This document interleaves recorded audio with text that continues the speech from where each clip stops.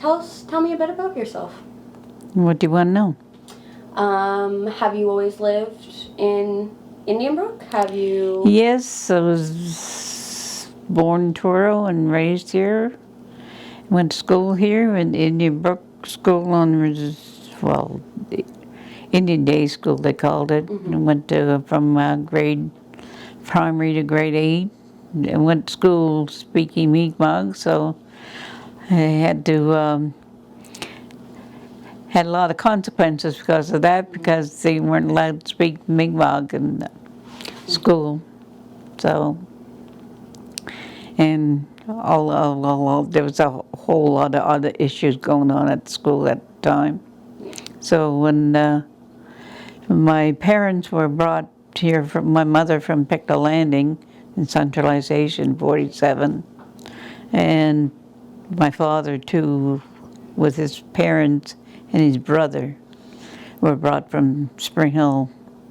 I don't know what it was called, settlement.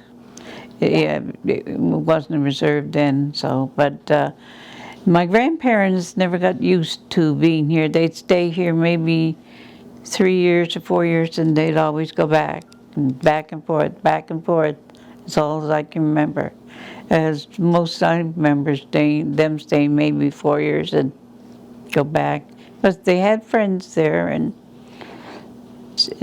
got along. And my grandmother was a basket maker, and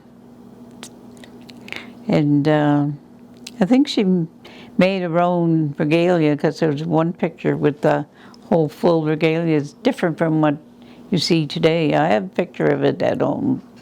So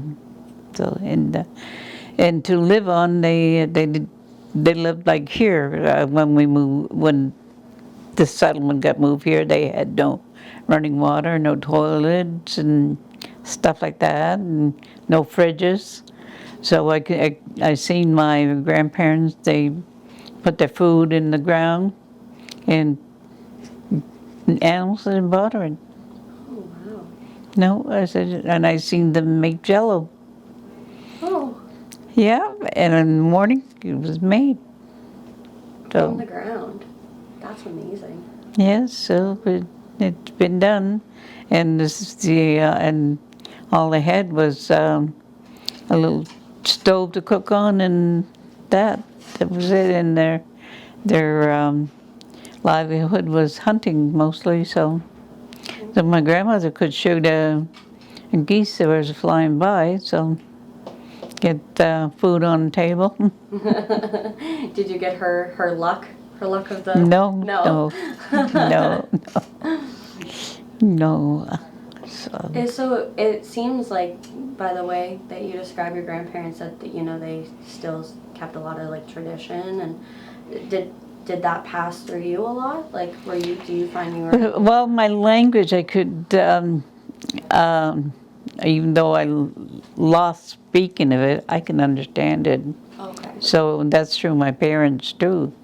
So, but like my brother was saying, to do their traditions, they had to go in the woods and do their ceremonies and stuff, and then clean everything up, make believe it didn't even happen. So to keep up the Mi'kmaq traditions and stuff. So. So what was it like for you growing up in Sipkne'katik? Oh, it's rough. Yeah. The oldest, I had to do a lot of running around. Okay. Running to the doctors, running to the store, everything that needed to be done got done. My mother wasn't one to go and take the children to the doctors. So I did a lot of that. So, and then there was one year, I think my sister was only a year old, and I'm 10 years older than her. She spent a whole year in Kentville Hospital for tuberculosis. Oh.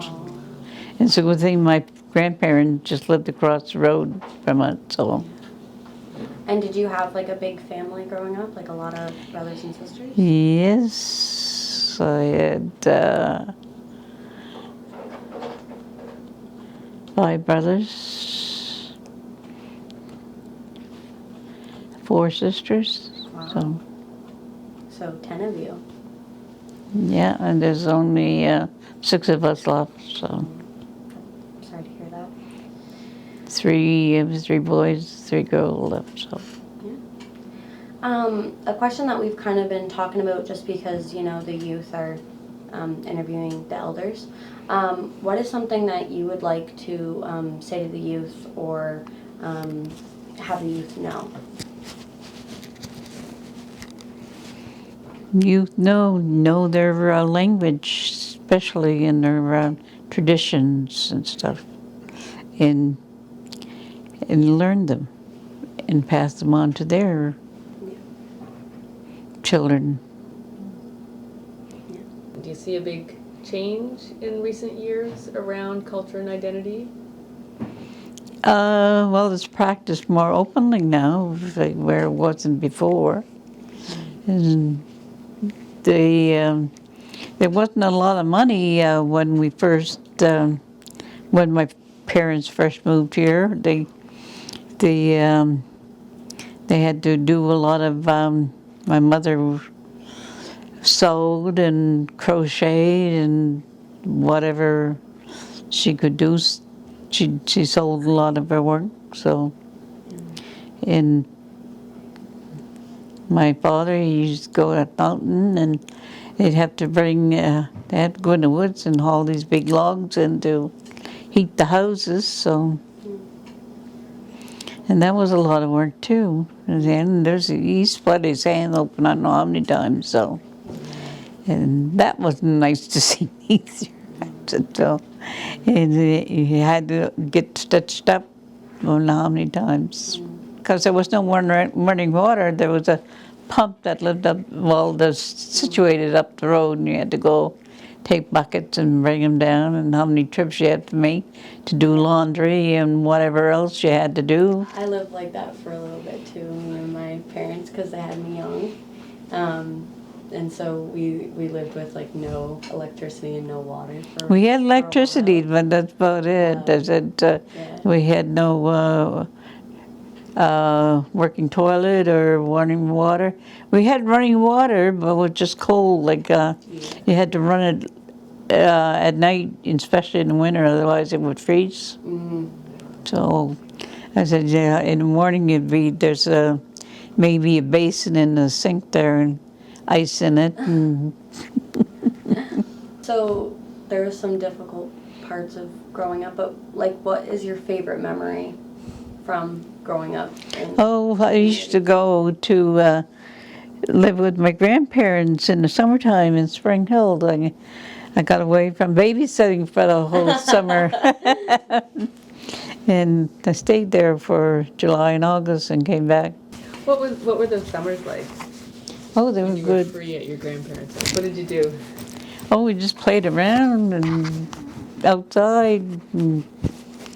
And my grandmother, she made baskets, and she made me make baskets as well. And they were smaller, but she went pedaling, and I had to go with her too and sell mine as well. Make But any money? I can't remember. I said probably did. Probably, yeah. Yeah, she had quite a few baskets. So when we went pedaling, so. And So- you said she also made like her own regalia as well? I have one picture of her, yeah. And along with, she had a nephew and a niece too. One of them is Becky Julian that lived with them. Oh, okay. Yeah, you know her. Yep. And there was another cousin, Gilbert Picto. It was my grandmother's nephew as well.